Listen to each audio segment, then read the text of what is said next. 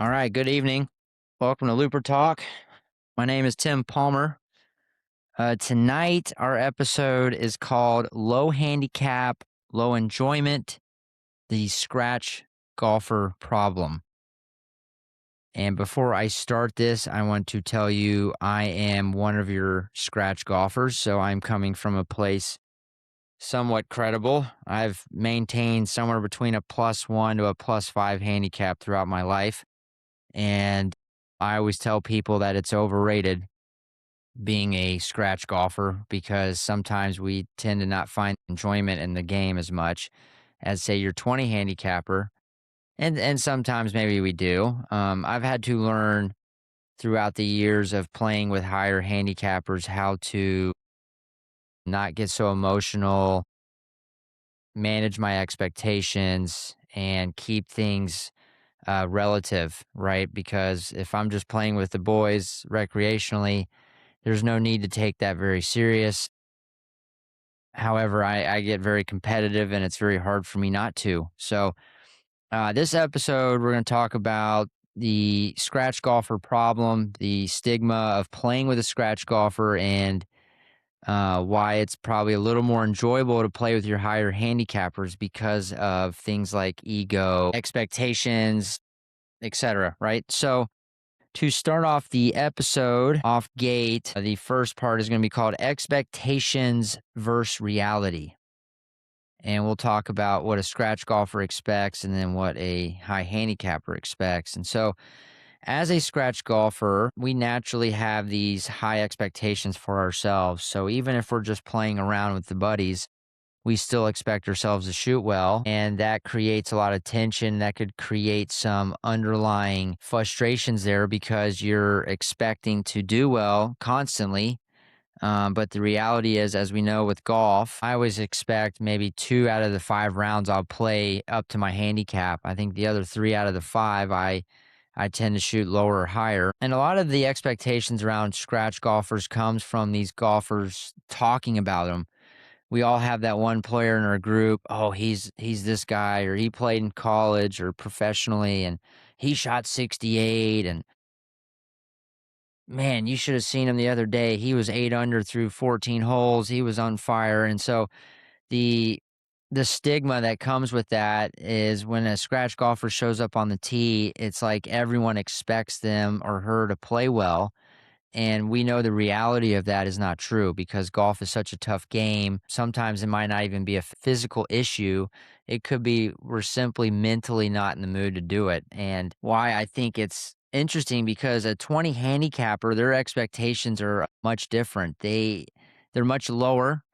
I think they find more enjoyment with these lower expectations because they celebrate better. They when they have a good shot, when say they have a good hole or they even hit one well, they celebrate it. And a scratch golfer almost expects that. And so we tend to find ourselves not really enjoying the good shots. We tend to over focus on the bad ones. And I think as a scratch golfer myself, I have learned to understand the reality of the situation and that even your scratch golfers are human beings and you are allowed to hit bad shots and you're allowed to play bad rounds. No one's forcing that on you. It's just the stigma within the golf world pushing that on these scratch golfers because of their expectations and how high they can be sometimes. And so when you're around these higher handicappers, I believe the environment's a lot more laxed and it creates a much more enjoyable time, I believe, for most people. And so, yeah, your scratch golfers, if there's anything we could do better is to understand the reality of what we're doing, understand how hard golf really is, even for your scratch golfers. Um, PGA Tour pros miss shots all the time. PGA Tour pros make double bogeys all the time. And so I think what we can take from that is manage our expectations in a way that allow us to enjoy the round better. Spend time with your friends. As my buddies say, I tend to go dark. And when I go dark, I get silent. I stay in the cart or I'm walking by myself. I don't want to be talked with. I'm overly competitive and so I'm overthinking things and I'm trying to force a situation and sometimes you just don't have it. And so Yeah, I think with that regards, I tend to enjoy sometimes playing with more of a higher handicapper because I can feed off their energy and I can feel their excitement to be around the game. And so that brings me back to where I need to be, and it helps me get back into the reality of the situation. So, and this is will kind of bleed into this part of the topic. It's called emotional volatility. And now there is high handicappers that get very emotional. Not saying they don't, especially if they continue to hit bad shots over and over again. But I think if you were to maybe compare the two, which one would have higher volatility? More than likely, it would be your scratch golfers because of those expectations. And so, and that's what I mean by going dark, right? I think a lot of these scratch golfers tend to, when they are not playing well, they tend to get into an emotional state where they shut down, and golf is no longer fun for them at this point. Golf is not this recreational event where it's stress free. It's almost the opposite, where it creates higher stress, and we tend to then push, push, push. And when really we should do the other way, we should just let it go. Very, very hard to do. Very easily said, say it all the time, but to do it in the moment is another thing. Um, and I think a lot of that comes with the scratch golfers tend to be a little more competitive.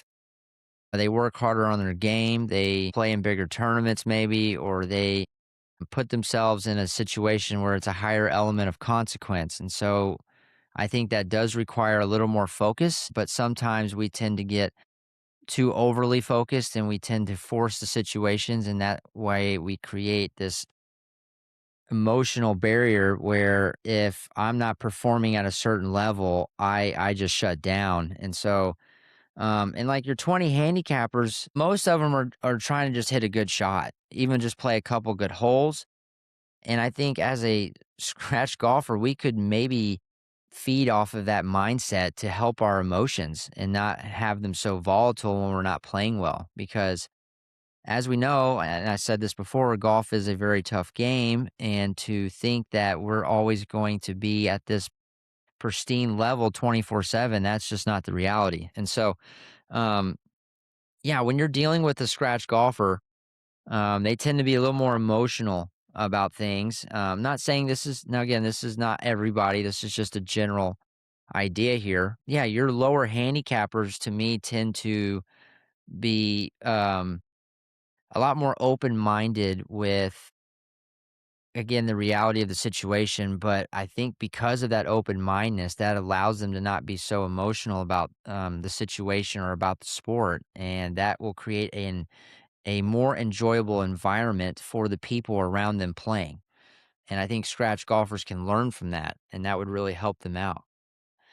Um, this is a good one. So the third topic about this is pace of play irony. And so now this could go either way. I think if you have a brand new golfer that doesn't know what they're doing or is very new to the game and doesn't understand the pace of play protocols, yes, you can find some of your higher handicappers slowing down. But what I have found more times than none is the scratch golfers tend to take longer because of these expectations and because of their competitiveness. They will overthink a shot more than none. And so they'll spend more time trying to figure out what the putt's doing. They'll spend more time trying to feel the wind. They have this idea that they have to really take in the information much more in depth before they hit the shot. And so they will sometimes spend more time in their pre-shot routine trying to gather that information so they can perform their shot. And again, I think that it kind of goes either way here, but more times than none, you're going to find your scratch golfers, okay, they tend to take a little bit longer. And not everybody. I'm a fast player, and anybody who will tell you, I have learned the hard way. I grew up on a muni golf course where if you didn't play in under 4 hours, you were getting yelled at by the 14th hole to hurry up. And so my environment forced me to have a faster routine, which I am very grateful for down the road because nobody likes slow golf. I don't care who you are. If you have played the game long enough, slow golf sucks. It is annoying.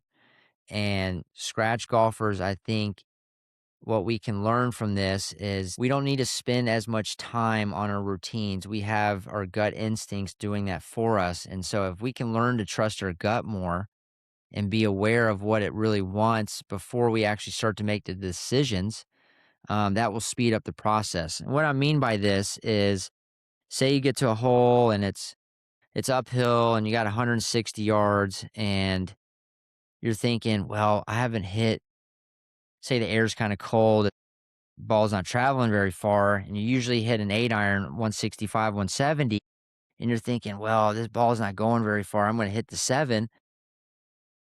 I would assume, at least for me, that that gut feeling is going to be your best decision. And so to sit there and try to find the front of the green, try to figure out what the green complex is, keep testing the wind, you're almost hurting your routine to the point where you're overthinking the process, and make things more simple, right? Figure out what your gut instinct tells you and see if that's aligns with really what you need to do. And if you're a little long on that situation, fine. But I think if we prevail and perform at with our gut instincts instead of thinking about such a logical situation, that would help a scratch golfer with their pace of play. Because we've played the game so much and we practice so much, we know our game very well, and so our gut is right there with us. They've went through the whole thing with us. They know, or your gut knows what you need to do in that situation, even if you feel like you don't really know. Maybe you've never seen the hole before or whatnot. So, and I think why I'm saying this is because I think your high handicappers do a very good job of this because obviously they don't practice as much. And so they have to kind of rely on their gut instincts a little bit more because they're not very confident in their distances, or they're not very sure of what's going to happen. And so they almost have to be purely on their instinctual thoughts instead of it being such a logical place in their brain. And so, as a scratch golfer, what we can learn from this is the faster the better to me. The less thinking, the less movement, the less process that we have, I think the better off we will be. Now, there's a fine balance there. I'm not saying super fast, but I think a lot of scratch golfers, we tend to get so wrapped up in the information that we tend to push away our gut instincts. And so that would definitely help pace a play out down the road. Okay, so this is a great one. So the fourth topic around this is the ego. And ego is a son of a bitch because I think golf pries on your ego. And I don't know how it does, but that part of your brain is very, very active when you're playing the game of golf. And golf is very situational and it's very environmental. And because it's so hard, people, when they tell stories, they tend to over sensationalize the stories because of how hard it is and how these higher handicappers find these scratch golfers incredible because of their performance. And so when these scratch golfers keep hearing about themselves, how good they are, what they need to do, or what these people expect them to do, it creates this ego that sometimes is very hard to control. And I think this is where the emotional volatility ties in with this, because the ego takes so much of your thought process sometimes, because you have these ideas and you're hearing people say, well, he's a really good golfer, he's supposed to shoot he shot this, he never shoots this or whatever, and you're sitting there 8 over par going into your 17th hole, and you don't want to be there. That's a terrible round for a scratch golfer, but because of that ego, that's why they're really upset. And you have to really think about the reality of the situation. Just because you're 8 over, no one gives a shit. I know you're a scratch golfer and you expect to shoot something at least under 75 every time. You can't do that. That's just not reality. And the ego has basically constricted your feelings to the point where you have to think that there's only one way of doing things, and there's only one kind of person you have to be on the golf course, and that's so hard to manage because, again, we might show up some days and we might not emotionally be into the round, or hey, we might even have a little injury and our golf swing doesn't feel that good that day. And so sometimes the ego can prevent a player from enjoying the game. And so, um, and again, this is so much harder to do than it is to talk about it because if you're very competitive like me and you want to do well, you will squeeze that orange until there's the last drop of juice left. I don't care if it's rotten or not. I will push myself to the end. And sometimes that's your ego taking over your brain and making these irrational decisions or these irrational claims about yourself that really don't need to be made at all. And it puts these expectations on it, and it just creates this like domino effect that can sometimes mentally get to the point where and I'll give you an example, right? This happened in college. I was playing in a qualifier and I did terrible. Shot like probably 78, and it was the 3rd time I've shot over 75 in a row, and everyone's kind of wondering if I'm okay or not, and I'm just not playing well. And I was so frustrated with my game because my swing didn't feel good, and I couldn't figure out what was going on with my swing. I went into the parking lot and I threw my clubs in the dumpster.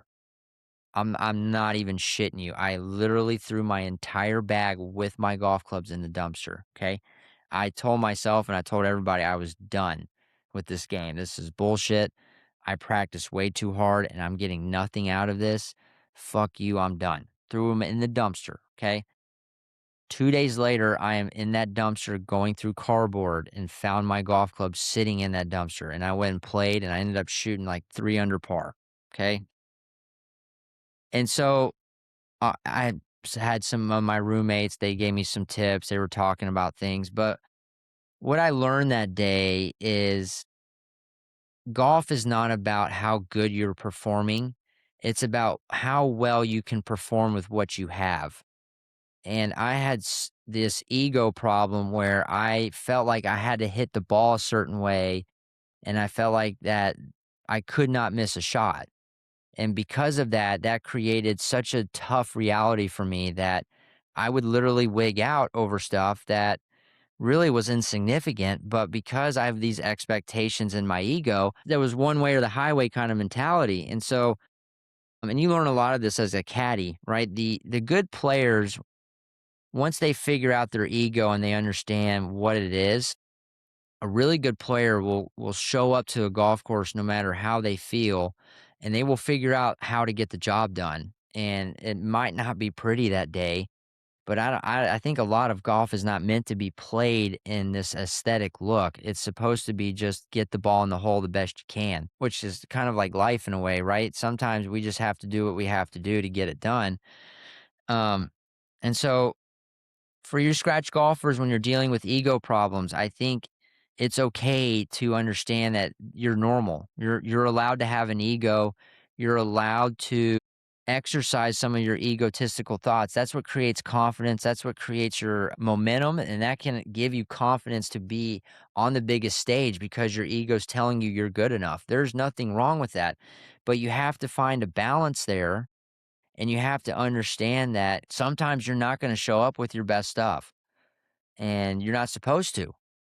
And with that being said, we need to maybe some days put the ego in its place. And it's really hard to do. And I think that's something I have learned playing with some of these higher handicappers consistently because they don't have these higher expectations, which grows on the ego, and sometimes they're okay with hitting bad shots and they don't get super frustrated and they continue on playing their game.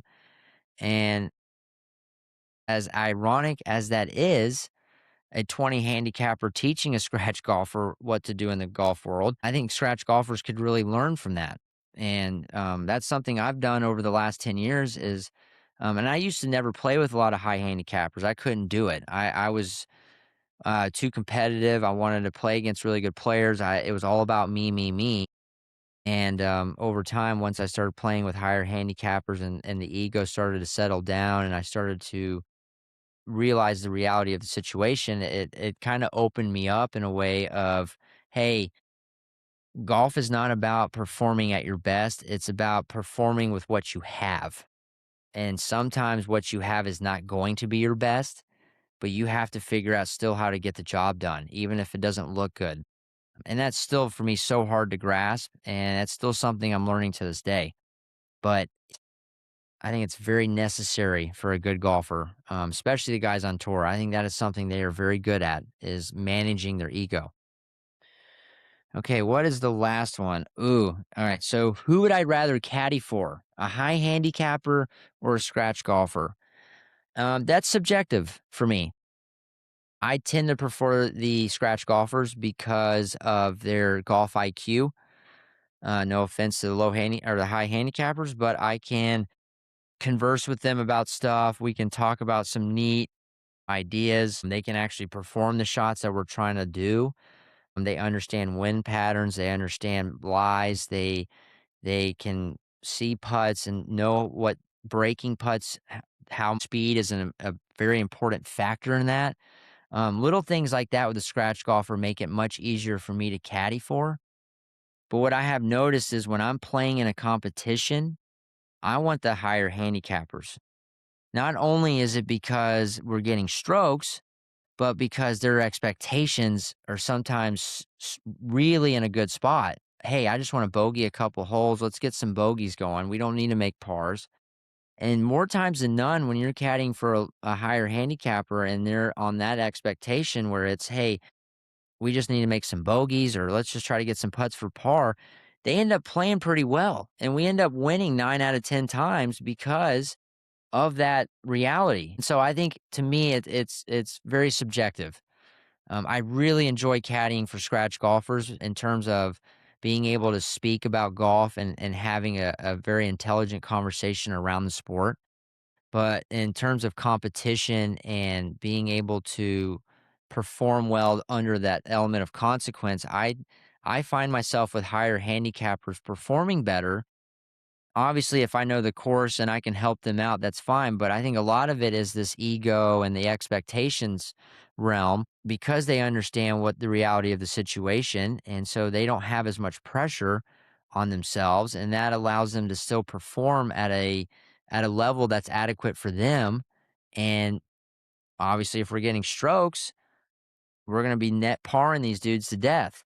And so I think depends on the situation for me, but I know most caddies would agree with me. When you have a guy and he shows up and he's like a 24, we call those two-shot Shakors because they're gonna have 6 shots, 6 holes where he's got 2 shots on it. Man, all we have to do is get this guy near the green in 2 or 3 shots, and we can if we can get them in bogey or less, man, we're gonna be kicking some ass that day. And it's funny because you would think, well, it's the caddy knows the course, yada, yada, yada. But I think a lot of it is that these high handicappers have lower expectations for themselves. So that allows them to naturally perform at a better level. As ironic as that is, I call it the art of not giving a shit. And that is a hard art to achieve. It's not as simple as, oh, I don't care. There's a balance there. And I think scratch golfers, we tend to, and I'm speaking from experience, and I know people who watch this who've played with me, they'll say the same shit. When I show up to a course that's not very long, that I've played a lot, I expect to shoot under par. Now, sure, if I don't, I'm not going to be that mad. I get it. But yeah, I expect to play well. Why not? I practice all the time. I'm constantly working on my game. Yeah, sure, I expect to play well.